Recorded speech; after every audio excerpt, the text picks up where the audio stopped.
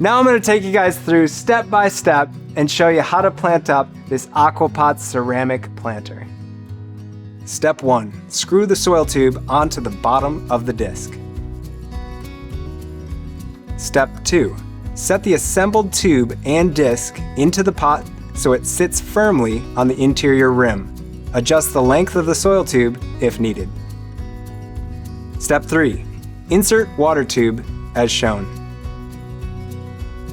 Step 4. Fill the soil tube with Proven Winners premium potting soil. Press down lightly to make sure it is full, then fill the rest of the pot.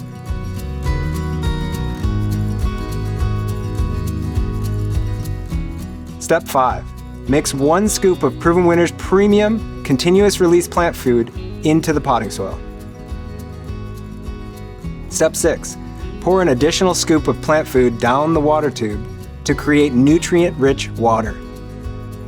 Step 7. Plant your favorite Proven Winners varieties in the planter. Step 8. Water the plants in well, soaking the soil thoroughly.